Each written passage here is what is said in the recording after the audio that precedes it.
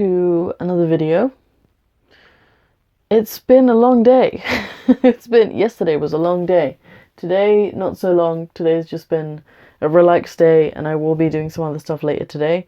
But yesterday was a long day, and I'm going to tell you why. And I'm going to put it in three, roughly, it's not going to be the same amount of stages, but there were 3 stages to yesterday, and I did genuinely want to vlog most of it, but the first place we went to, they weren't really comfortable with that, and it was really difficult to vlog things in Speaker's Corner. But I do want to talk about it. I think it's important to talk about it and, share my pros and cons, share the experience, let you know how it went.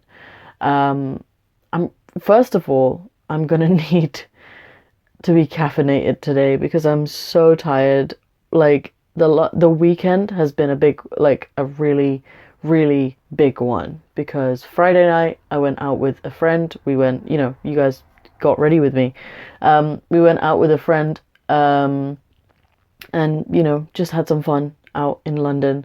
Saturday night I had dinner with Ali Malik, and we talked about a couple of plans and ideas we had for the future in terms of trivia games and things like that, because I kind of did that in a Twitter thread, but a lot of people didn't appreciate it. And I love trivia, and Islam was something I studied for at least 10 years of my life, and I was a Muslim for 20 years.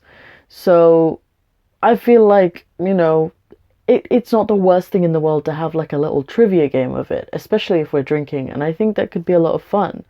But a lot of people weren't happy about it on Twitter, but I mean, it could be fun if we did it like as a video, I think. And then all of yesterday was Eid, and we did 3 really big things that I got kind of last minute roped into by my ex-Muslim family. So we went to an Eid gathering, like an Eid prayer in the morning, and it was an inclusive mosque initiative, and I'll go into that in a little bit. And then after that we went to Speaker's Corner, which was great. I was not as anxious as I thought I was going to be, because I'm not the best around crowds. I don't really like crowds, and I don't really like confrontation. So Speaker's Corner seems like a nightmare to me. But I felt weirdly comfortable. I also felt like I was in my element. I felt very relaxed. I have no stress. There was one slip up, one incident that we will talk about, but for the most part, like 95% of it, felt pretty comfortable. And then the last thing that we did yesterday and into the wee hours of today, we had dinner with Adnan and Ali Dawah, and we'll talk about that. So let's get the most boring thing out of the way first. The inclusive mosque initiative. What was that, and why did we go? So Jimmy Bangash invited us to go, and he had never been before, so he wanted to go with a group, and there was a group of us. Hassan Radwan was there, Zara K was there, Armin came with us, Jimmy was there, Ali Malik was there, and I was there. It was a good portion of us, and there was about, I thought it was about 30-ish people, but by Ali's count it was like 50 people, so it was like that amount of people. And the whole deal was, it was a gathering that excludes no one, and that's got a huge asterisk on it. It was supposed to be a Muslim gathering that doesn't exclude anyone. So not LGBT people, not disabled people, not women, it was like the gender, like the identity politics of Muslim people, like really, really lefty Muslim people, which I don't particularly get on with. I'm not a small talky kind of person. I'm not going to be like, are you... I try to make people as comfortable as possible, but like, I had to ask people to have a hug on Eid. So, it was a little... I would 100% say that I was more stressed in an inclusive environment than in Speaker's Corner, which is bizarre, which is really weird, right? And I do this because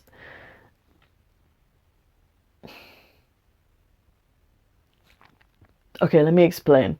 So let me go into like what we saw and then the why of it.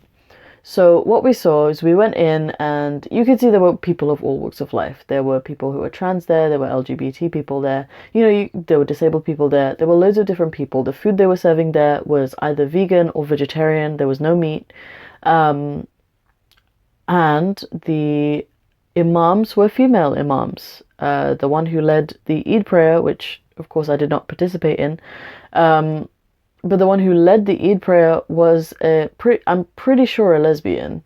I mean, I might be wrong, I don't want to assume, but from what I saw and from, what we talked about, she appeared to be a lesbian. The one who did the khutbah, again, a woman, she was a female imam. And there was a lot of speak of don't assume people's pronouns, ask them, that is the best way to go about it, and I agree with that. I think that if pronouns are important to you, then we should respect that, and that's fine. He, she, they were the pronouns that we were allowed to use, I guess. There were gay couples there. In a sense, it was very nice. In a sense, it was very, very nice. It was very inclusive. It was in a hotel, by the way. And Ali Malik had actually told me that they had held events before, but never in mosques. They had actually held events in churches before, which is strange, but I mean, it's all strange. It's all bizarre. Armin got in trouble in the first 5 minutes because he was recording people with their permission. And the level of please don't do that, you can just say that, was so condescending and long-winded and unnecessary. It could have simply just been, please put that camera down, we're not comfortable with it, and then we could have had a discussion. But it wasn't like that. It was, I'm very affected by how you're holding your camera and speaking to me, and it's just, go just tell us to fuck off. Like, it's not that difficult. My frustration, it was like I can see how it's a good event. Like, don't get me wrong. I think that it's a good initiative. We went there, we had their food, we had an experience. For the most part, it was a good experience. But everything we did felt as though we were tempting the doubts that they already harbored. And it made them uncomfortable and it made us stressed. Like, the remnants of like the Muslim I used to be that still exist in me, I was shocked to find that I was more surprised that I'm more okay with being an ex-Muslim and being around like blasphemous people who are openly blasphemous over people who are a caricature of Islam. And does that make sense? Like, that's how I felt. I felt more weird and out of place and unnormal in a place that was branded as inclusive, and to an extent it wasn't, because it very blatantly excluded white men specifically and men specifically. The amount of times that we heard white men are responsible for this and white men are responsible for that is ridiculous. And also, like, before the prayer started, if you're a man, please be aware of the space that you use, as if men don't need space. It was silly. It was silly and preachy, and yeah, there were good elements to it. I feel like I had the Eid feeling, because people would, when I asked them, hug me, and like, there was the Eid feeling, and there was music, and there was food, and people were sitting on the ground and talking to each other and being like very family-like.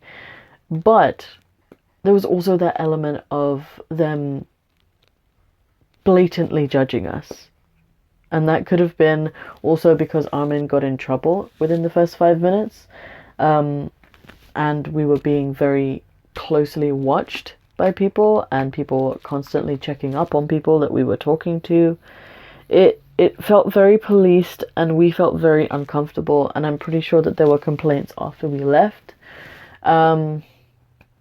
But yeah, I mean, that was our experience in an inclusive environment where we were made to feel included.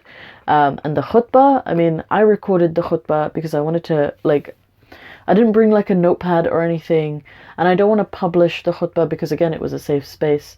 But I do want to listen back to it, and I do want to kind of pick it apart. I don't know if it would be ethical to, not ethical, but like right to like post the khutbah like as an audio file, because I didn't record it as a video, I recorded it as an audio file. But I do want to sort of like re-listen to it and then like take notes and respond to it, because there were good elements and there were bad elements. The good elements were like she spoke a lot about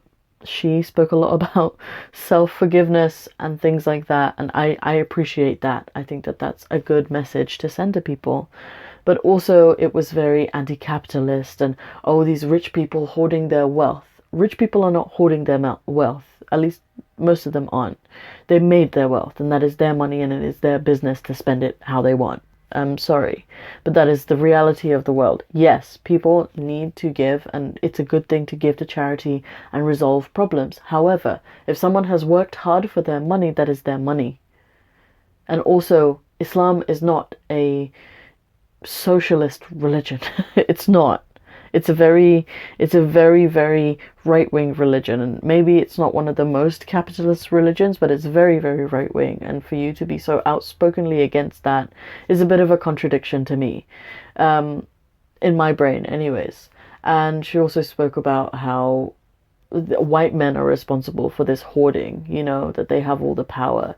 And we spoke to the imam who had given the khutbah, and, you know, we tried to make her feel as comfortable as possible while we were talking to her, but she just did not seem comfortable, which is strange. When you're a public speaker, you have to be comfortable talking about the issues that you talk about, you know?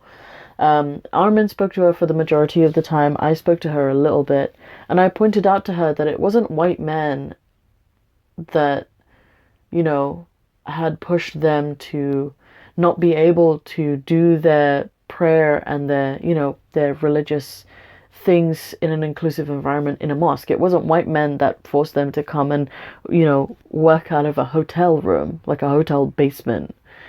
It wasn't white men, it was brown men. And I think that would be disproportionate to blame that on white men. And then she kind of went, oh, well, I'm not a big fan of brown men either. I'm not a very big fan of men. And I was like, you're digging yourself a deeper hole here. You need to not do that, because you can't claim to be an inclusive place where you've clearly made people feel unwelcome, and then also quoting passages from the Quran that state that disbelievers are losers, when you obviously have disbelievers in the gathering. I mean, and then also telling the story of Fir'aun and how Allah's while going over how Allah's the most merciful, and then Jibreel.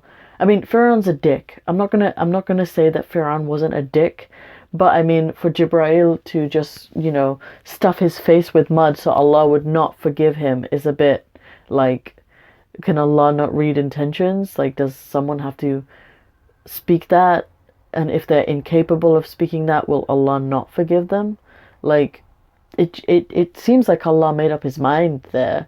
So, I mean, I don't know. Allah's forgiveness is very, very scattered, in my opinion. But that was our experience in an inclusive environment. And we had some food there. I gave a little bit of money because they are a charity. And they still had that victim mentality of being like, the government doesn't fund us, they want us to end. And I was kind of sitting there like, I don't think that's true. I don't think it's the government that's not supporting you. I think a lot of people wouldn't support you.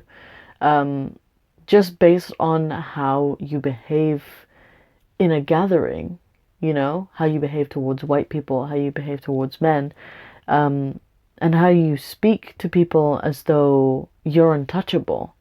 That, I don't think that the government has a problem with that. I think that people have a problem with that. But they were a charity and we did eat their food, so I gave a little bit of money there. And then we left and we made the journey towards Speaker's Corner. And I was nervous, Zara was nervous. I think quite a few of us were nervous, but I think the fact that we had such a strong group, because there were 7 of us altogether, the fact that we had such a strong group gave us the confidence to, you know, keep going. And when we got there, I actually went with Armin, and the others went to go and get drinks and supplies from a Sainsbury's or a Tesco. So I went in with Armin, and I was immediately like, if there really was a hell, this is what it would be. And he was like, no, if there was a heaven, this is what heaven would look like. Disneyland? Yeah.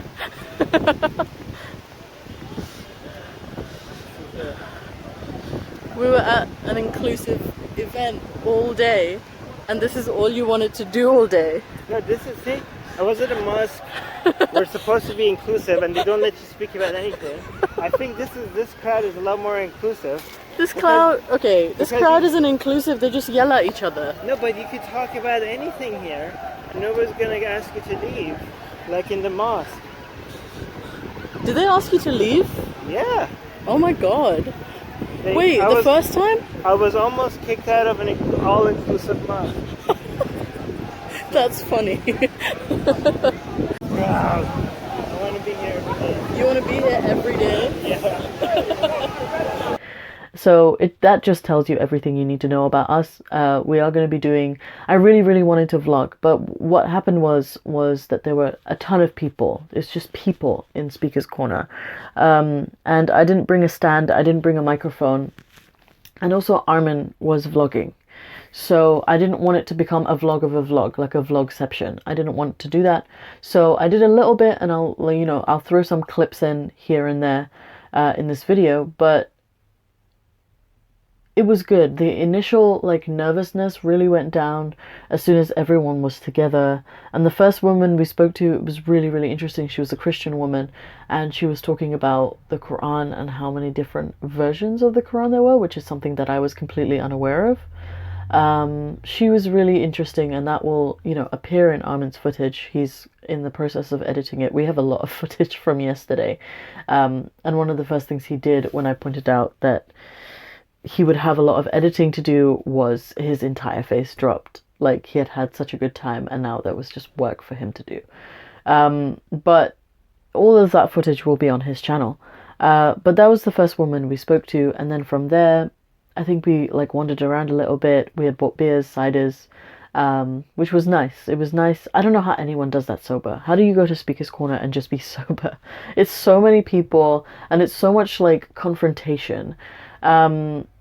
And we were there, and we walked around a little bit. We came across a guy who was extremely racist. He was a black guy who was extremely racist, and he made a couple of good points. He made a couple of good points about oppression and slavery and things like that, but also he was of the belief that the white man is a devil, literally a devil, and that God's retribution for white man's enslaving black men would be that black men would enslave white men, and that would be the only way in which white men would understand slavery, which I don't even think I need to say that that's not true. That's ridiculous, because a cycle of violence is a cycle of violence. It's just going to continue. You have to break the cycle, and you have to come to an understanding. And I think he made a lot of assumptions about our group. He thought that Armin... I don't think he thought Armin was a white man, but he definitely thought he was a white sympathizer, and he didn't even want to touch him. He didn't even want a handshake or a fist bump or a hug or nothing. There was no softness to it. He thought Ali Malik was a white man, which is ridiculous, because I have to say that Ali Malik is probably one of the brownest of us in that group. And not in terms of skin color, but also in terms of how he behaves. He's much more brown than me. He's much more brown than Zara, Jimmy. He's the brownest of us. He's actually someone who enjoys Bollywood movies, music, back home food. He is the brownest of us. And this man assumed that he was a white man. And we spoke to him for a really long time, and I think Armin captured that as well. Again, it's going to be all on, either Secular Jihadists or on Atheist Republic. So you'll have to go over there to see that. I don't know when those videos are going to come out, I'll put them in the description once they do. But we spoke to that guy for I want to say like 2 hours. And then we moved on to like the Muslim gatherings. Like there were Muslim stalls. We went there. There was a group of really problematic people, and I don't know what they were chanting about. They just seemed really loud and noisy, and we didn't like them. They interrupted a lot of conversations, and the sound is going to be in the background of all of those videos. But they were chanting, and there was a guy, there were Christian preachers there, and there was a guy who was talking about Jesus, and we went to listen to him. And I took a little clip of the confrontation between him on his own and just a group of Muslims, and the comparison in behavior, because he was yelling at them, but what he was yelling was very different to the stance that they were taking, and I think that behavior needs to be addressed. That's why we as a Christian, we bless our enemy. We forgive our enemy. By the way, my friend. Place and other in the hell. Yeah!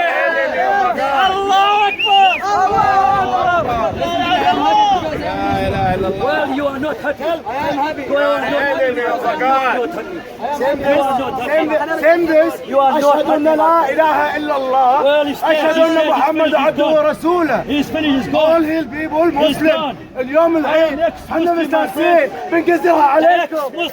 Standing among you. I'm telling you, جاي نضحك عليكم. Islam is so wrong that you cannot find. In Islam there's no peace. In Islam there's no love. In Islam there's no joy. In Islam there's no forgiveness. الدرك الأسفل مع أبو لهب النار. أنت بالنار.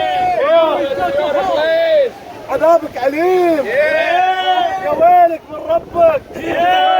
والله بتموت. Jesus Christ said, I am the way. جهنم وبئس المصير. Because if Muhammad was a great prophet, You are sheep. You are sheep. You are donkey. You are donkey. You are monkey. That's why Jesus Christ said, I am the way, the only way. I am the truth, the only truth. I am the life, the only life.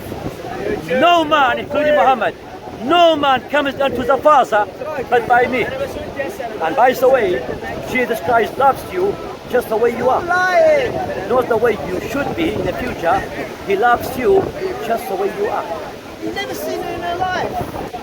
Because you can never achieve what you should be, that Jesus Christ has already paid the way you dress, the way you talk, the way you see, the way you hear. Already paid. I mean, based on character, Based on character, yes. based on character, I think I know who I prefer. Who you prefer? Muhammad. Because it's very rowdy, very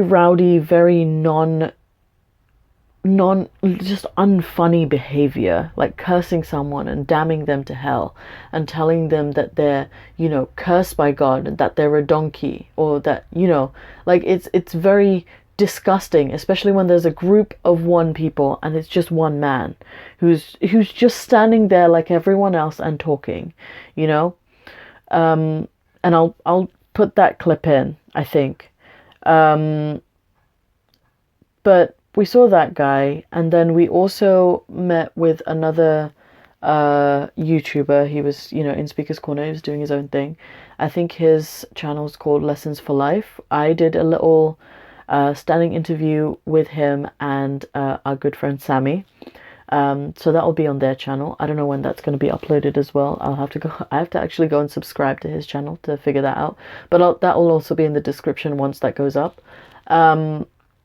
And he did an interview with Armin. So make sure you go and check his channel out. If you like his content, go and subscribe. I think it'll...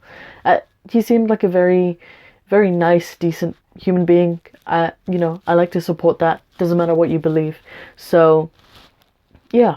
I think that would be interesting. And I think, you know, talking to him, talking to people in general in Speaker's Corner, it really made me realize different things about myself, and I'll go into that in a little bit. And then I think I guess the cherry on top of all of it was that we went and spoke to Ali Dawah's crew at the Salam stalls. I don't know what they're called. We went and spoke to him, and initially it was just Armin filming him. Last week Armin had actually gone and spoken to him. Those videos are up. But Armin was more or less taking a back seat, and he was just filming, and he really wanted me and Zara to talk to him. I was not ready. By this point I had shared a beer with Ali Malik, so I'd had like maybe one beer in total. So I was a little buzzy. I wasn't drunk.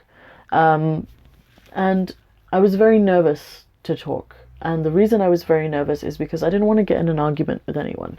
It was, you know, it had already been a long day. We had gone to an Eid prayer and witnessed something that I had just simply not witnessed, and I probably won't go back to, but it was a good experience, you know? It was good to experience that and know that I don't want to do that.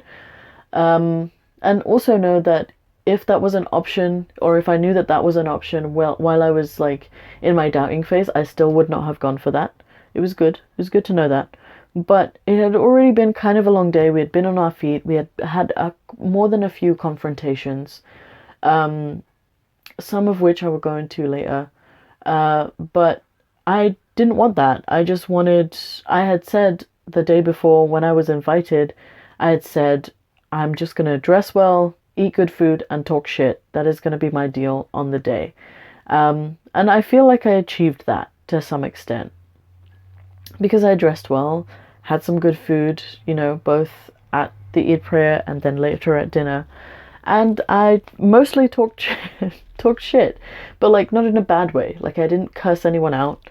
I just spoke to people as a human being, and that, you know, that really did something for me. And I don't think that I could do it frequently. Like I don't think I could go to Speaker's Corner every week like some people do, or every day like some people want to, Armin. But I do feel as though it was beneficial for me in a cathartic kind of way to just talk to people who you simply do not agree with on a lot of things, and then also realize that, wait, they're just human beings, just like you, and just because they hold a different belief doesn't mean that you have so much in common with them. So we went to the stall. Zara talked a little bit to him. I spoke to a few people in his crowd of people, a few women, and I spoke to him. And he gave me the ExMuslim test, even though I kind of gave him a little bit of shit for even bringing that up. But I took the test, and some of the questions I said I didn't know, and some of the questions I answered and got right. And, you know, I pulled him up on a lot of things that he's done in the past, and he answered them. And it felt like a very natural conversation. It didn't feel like I was winning any, like, you know, I don't even know, like shit points, like pissing contest points. I didn't feel like that. I felt like I was having a conversation with a human being. And that was nice. That was nice that my mentality going there wasn't, I'm going to have an argument with this guy. I'm going to destroy this person. I'm going to ruin his reputation. I'm glad that I didn't go with that mentality. And I think that the alcohol definitely helped. It took the edge off. And I'm glad that he also, even if he did initially have that mindset, I'm glad that he didn't carry that with him. And I'm glad that we had a more or less, you know, very, very mature conversation about living and, you know, ex-Muslims being ex-Muslims and, you know, judgment. I think we had a very good conversation on that. And again, Armin's recorded that, and I mean, I asked him later, like, did I do good? Like, I don't know. And he was like, I think you did really well. And I mean, that's all the approval I need. If Armin's happy with it, I'm happy with it. So that was more or less all of the conversations we had. We had a couple of other conversations, but none of them are very significant past that point. There was one incident with Zara and Sami where they were harassed by a Muslim, and we were very appreciative of Ali and the people at his stall that we tried to find that person who threatened Zara, because it was a threat. He had recorded Zara and Sammy and sent a video to his friends saying that if they were seen walking around on Edgware Road, to have them bashed, like physically. So it was nice to see that Ali at his stall, being, representing Muslims and being an example for Muslims, went with Sammy, and I don't know if he went with Zara, but he definitely went with Sammy to go and find this person who had threatened Zara, and that has been filed, as an allegation, and I think Zara uploaded that video to Twitter. I don't have it, and I don't want to put it here in case it interferes with the police investigation, but it has been reported and we are dealing with it. But that was one incident that, we do need to spark up and we do need to address, and I think that Muslim people need to address as well. And yeah, that was our Speaker's Corner sort of experience, and Armin's really insistent that I go back, and I don't know if I will. I think that having a big group of us, like there was 7 of us. Hassan was there for a little while, then he left. But there was a big group of us, and I think that that made me feel comfortable. I think that having the alcohol there also made me feel comfortable. And I don't think that I would be comfortable going on my own or just like with one other person. I think if we went as a group, that would be very productive for us, and it would make us feel like we had a group. And I explained it to a few people who asked me, like, why don't you come? Like, a few Muslims would ask me, like, why don't you come here more often? Is it that you're scared that your belief will be shaken? And I don't think that that's the case. I think that there's an air of hostility there. It's a very testosterone-fueled environment. There's a lot of men there, and there's a lot of hostility there. And it's very unnecessary for that hostility to exist. And I didn't expect it to be, even though I've seen footage of it, I didn't expect it to be that hostile, it's just people talking at the end of the day. But it was hostile, and there was one significant fight. Aside from that threat that was made to Zara and Sammy, there was one really big fight that happened. And, that's silly. It's childish. We went there to talk. That's it. That should be the end of it. There should be no hostility in a place where we simply just go to talk. And there were people that we agreed with, and there were people that we disagreed with. And that's good. Talking about our disagreements is how we come to a compromise. And that's why I want to segue into this dinner that we had, because while I had this conversation with Ali, and we were talking about how there's a missed connection here, like there's a bridge that could be built here that we simply haven't been building, he asked, do you want to go and have dinner? Not specifically with me, but with our group. And Armin immediately went, yes. So, I obliged. I don't know if I would have, if it was just me, if I would have been like, yes. But I'm glad that we did it. I'm glad that we went for dinner. And, I wasn't really at the end of the table where Ali and Adnan were, but Armin and Jimmy and Ali Malik were there. Was there someone else there? I feel like there was someone else there. I don't think there was someone else there. I think that was the group. Yeah. And Zara and I were at the end of the table. Zara had to leave. She wanted to go home after the day, which is completely understandable. And, I was sitting opposite one of Ali's friends who he had invited to dinner. And I feel like I made a friend. I genuinely feel like I made a friend, because the way we were talking was not just an acquaintance talk. And I did explain that to him, that I have that effect on people, that I'm such a sorry human being that you can't help but be nice to me, I feel like I give up that vibe that you can say whatever you want to me and it won't faze me. You can call me a cunt to my face and I'll ask you why, and we can have a healthy discussion from there. And, I genuinely felt like I made a friend, and I genuinely feel like in that, on that table, in that restaurant with those people, we connected some bridges. And yeah, we didn't agree on everything. Of course we didn't. And maybe we didn't, reconcile all of our misconceptions, but we had a healthy human discussion, and I think that that's important to highlight. You know, we shared food. Ali bought us tea. I mean, I didn't drink any, but Ali bought us tea. And Adnan paid a very significant amount to the bill at the end. You know, it felt like family. And this is kind of what I wanted to talk about. There's a few things I want to talk about. I know I've just explained my day, but there are a couple of things that that really sparked me. The first thing would be that I didn't think that so many people would pick up on the way that I was dressed. And I wanted to dress how I wanted to dress. Okay? It was hot outside.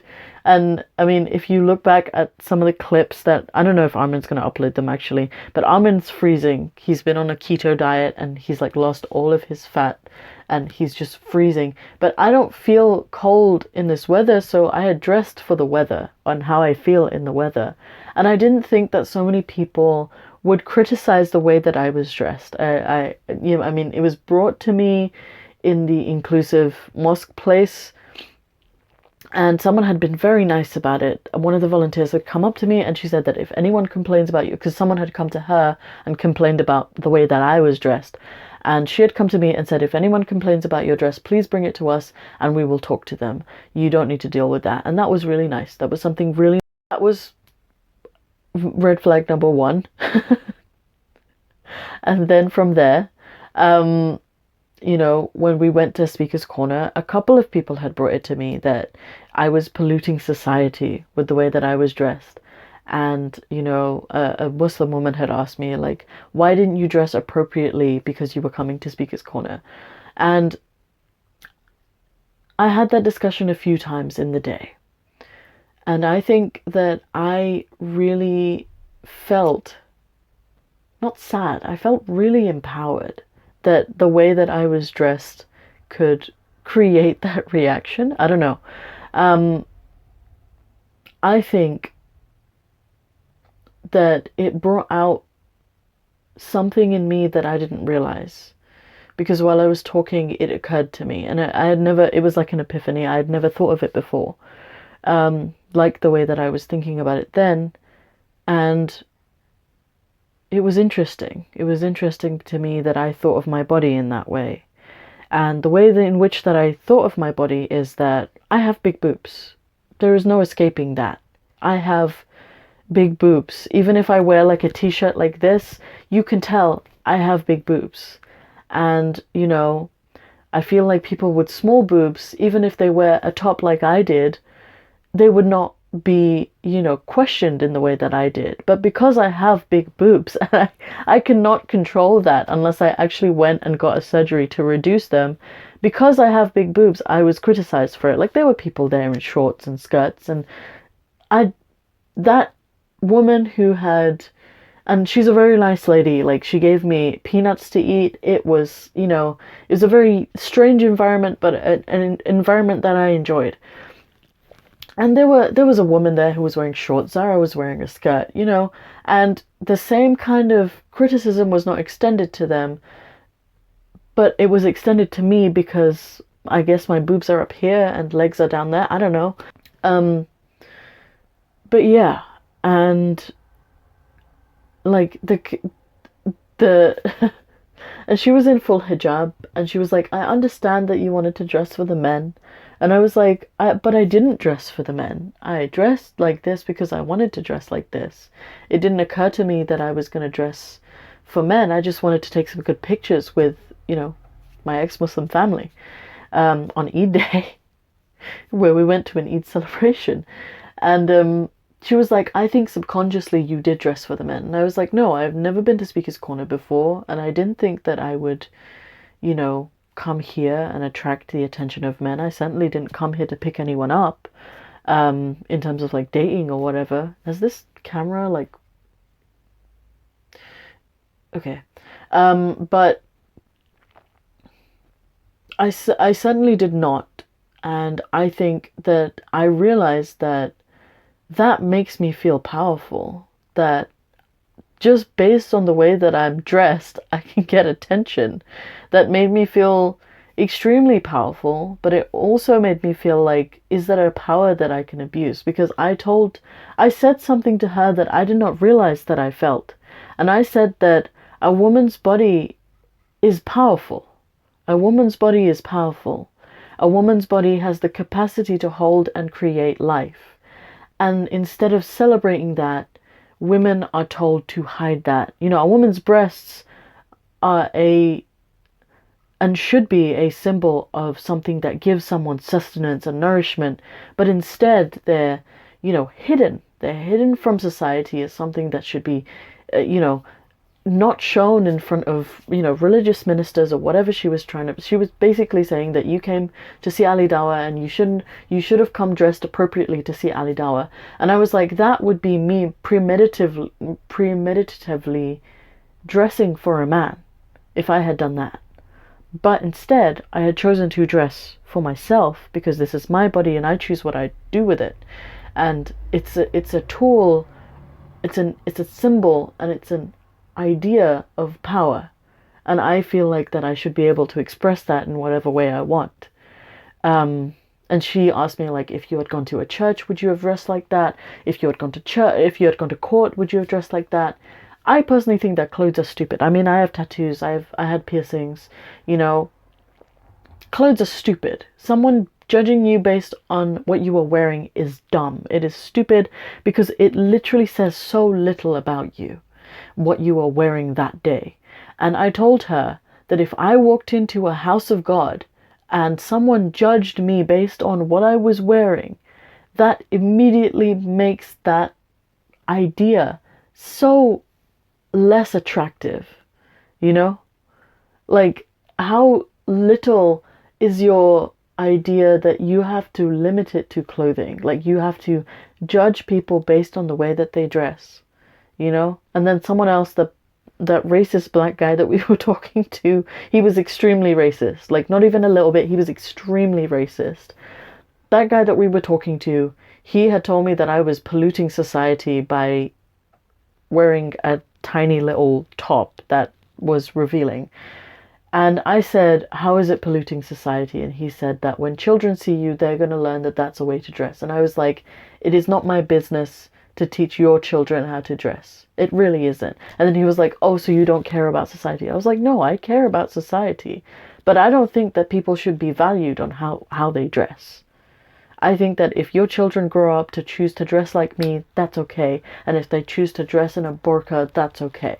Dress is dress. It's so irrelevant to us as human beings. And then other people were like, oh, naturally humans are like this. And I was like, look at us. There is nothing natural about us. What other animal wears clothes? For goodness sake, what other animal wears clothes? Like, it's stupid. It's ridiculous. And the other thing that I realized, and which was very significant, and this will probably be my last thing that I say because I'm pretty sure that my battery is dying. I realized that I still view Muslim people as my community. Like, I really, really do. And I think for a time I ignored that for a while. And Armin and I had this discussion just before going to bed because I stayed over at Jimmy's, where Armin is staying. And Armin and I had a little bit of this discussion, and I also said this to Ali Dawah, that I still view Muslim people as my family. I still view them as my community. The difference is that they don't want me. And it's a forced exile, that they don't want to accept me as part of their community. And that makes me incredibly sad. Like, when I was there at Speaker's Corner, the people there, I viewed them as my community. The Muslim people there, I viewed them as my community. And they have broken ties with me simply because I'm not a Muslim.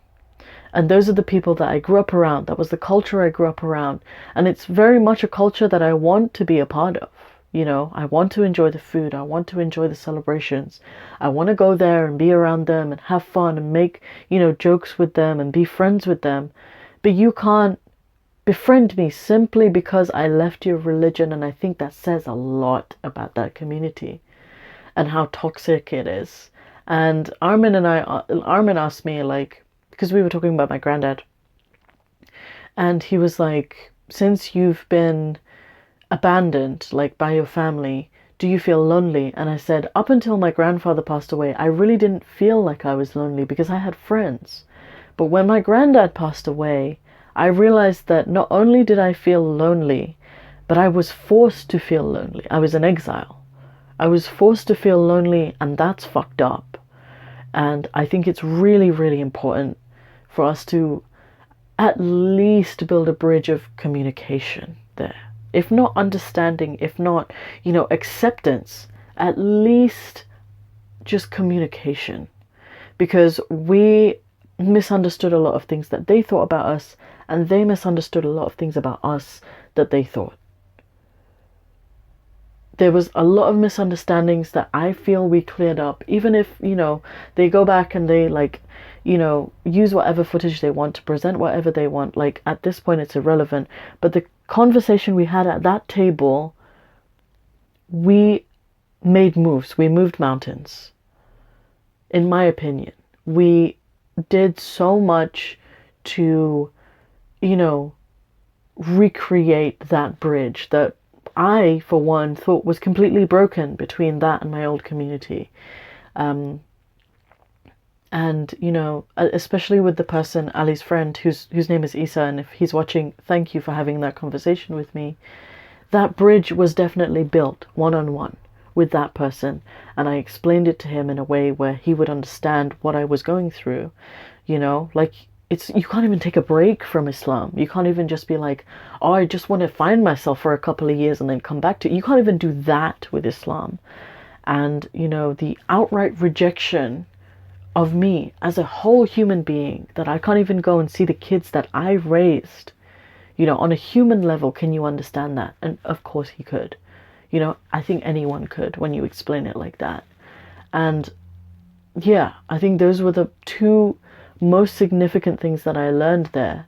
Was I learned to appreciate my body for what it was, and that I wasn't ashamed of it, and that I would dress it however I wanted for whoever I'm gonna go and see, because it is not their business to tell me how to dress, and it is not my, I would be devaluing myself to dress for someone.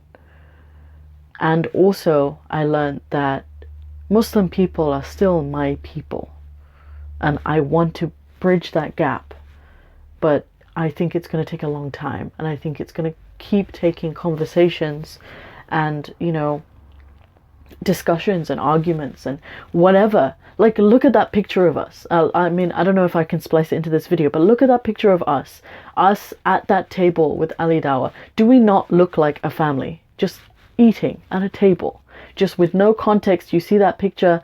Do we not look like a family?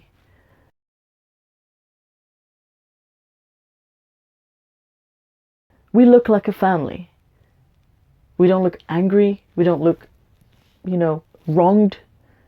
We look like a family. And I think that family, those family ties need to be engendered between communities. I think it's really important, and I think we can make moves by doing that.